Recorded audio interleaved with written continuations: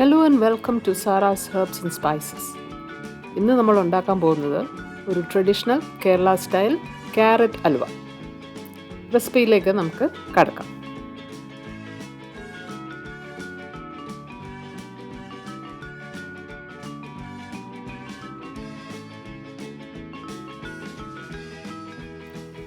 ഇതിനായി നമുക്ക് ആദ്യമേ 500 ഗ്രാം മൈദ അളന്നെടുക്കാം.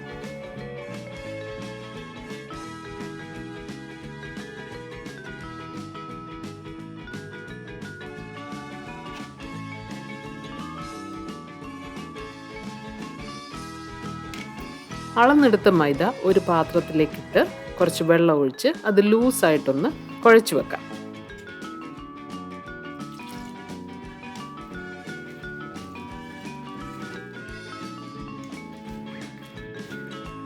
ആവശ്യത്തിനുള്ള വെള്ളം ഒഴിച്ച് അത് ഒരു മയത്തിൽ കുഴച്ചെടുക്കാം.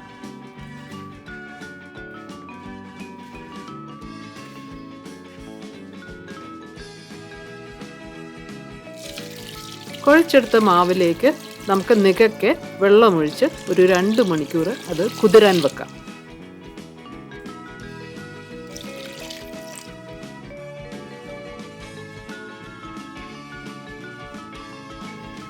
രണ്ട് മണിക്കൂർ കഴിഞ്ഞ് ഇത് മൈദ അതിനകത്ത് കിടക്കുന്ന വെള്ളത്തിൽ നല്ലവണ്ണം കലക്കി എടുക്കുക. കലക്കി അവസാനം കുറച്ച് റബ്ബറി വേസ്റ്റ് കിട്ടും, അത് നമുക്ക് കളയണം. മൈദ കലക്കിയതിന് ശേഷം ഒരു അരിപ്പയിൽ കൂടി അരിച്ചെടുക്കുക. അന്നേരം നമ്മൾക്ക് ആ റബ്ബറി വേസ്റ്റ് കിട്ടും, അത് കളയണം.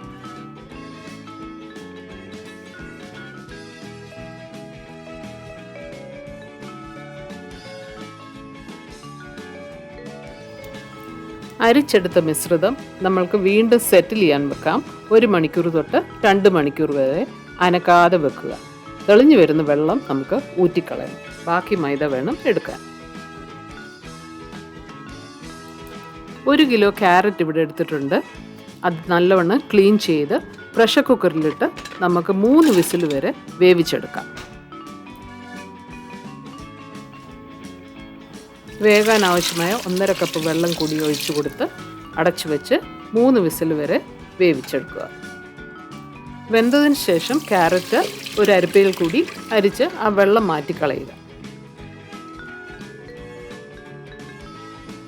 അതിനുശേഷം വേറൊരു ബൗളിലേക്ക് ഇട്ട് നമുക്കിത് മാഷ് ചെയ്തെടുക്കാം. മാഷ് ചെയ്തതിന് ശേഷം നല്ലവണ്ണം സ്മൂത്തായിട്ട് പ്യൂറി ആയിട്ട് എടുക്കുക. ഇതിനായി നിങ്ങൾക്കൊരു ഹാൻഡ് ബ്ലെൻഡർ യൂസ് ചെയ്യാം, അല്ലെങ്കിൽ തണുത്തതിന് ശേഷം മിക്സിയിലിട്ട് അരച്ചെടുക്കുകയും ചെയ്യാം.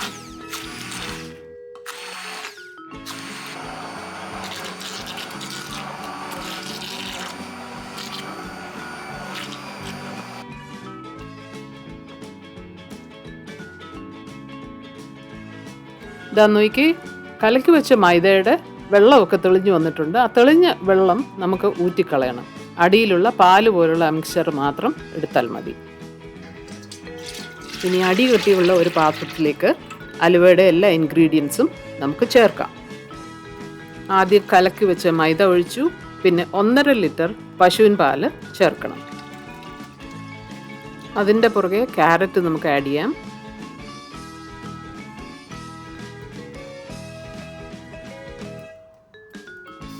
മധുരത്തിന് ആവശ്യമായ പഞ്ചസാര നമുക്ക് ചേർക്കാം. ഞാൻ 1/600 ഇവിടെ എടുത്തിട്ടുണ്ട്.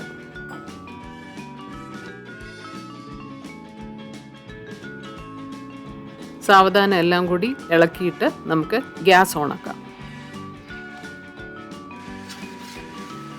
ഇപ്പോൾ ഇവിടെ ഹൽവയുടെ കൂട്ട് കുറുകി വരാൻ തുടങ്ങിയിട്ടുണ്ട്. കൈ എടുക്കാതെ നല്ലവണ്ണം അടി ചേർത്ത് നിങ്ങൾ ഇളക്കണം.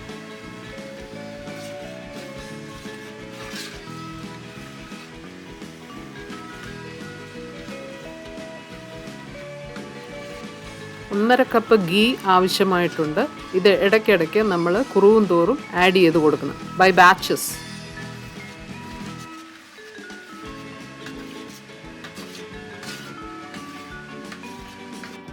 കുറച്ചുകൂടി കുറുകുമ്പോൾ ഏലക്കാപ്പൊടി ആവശ്യത്തിന് ഇട്ട് കൊടുക്കാം. ഞാനിവിടെ 2-3 ടീസ്പൂൺ ഏലക്കാപ്പൊടി ഇട്ടിട്ടുണ്ട്.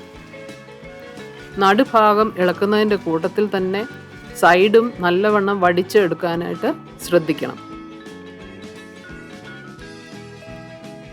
കശുവണ്ടി ആഡ് ചെയ്യാം.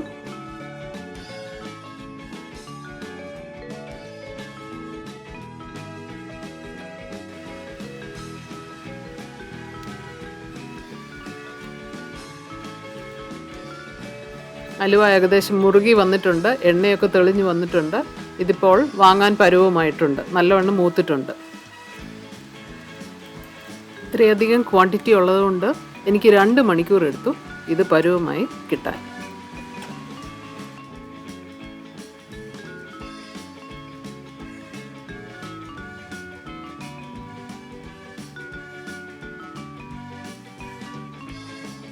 ഇപ്പോൾ നമുക്ക് ഒരു സെർവിങ് ബൗളിലേക്ക് ഇത് എടുത്ത് മാറ്റാം.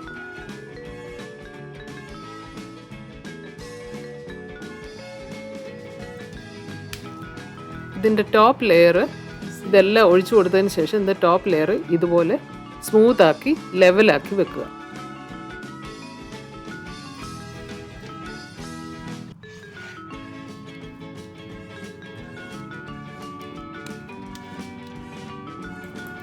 ലെവലാക്കിയതിന് ശേഷം നമുക്ക് അതിൻ്റെ മുകളിൽ വീണ്ടും കാഷ്യൂ നട്ട് ഇട്ട് ഗാർണിഷ് ചെയ്യാം.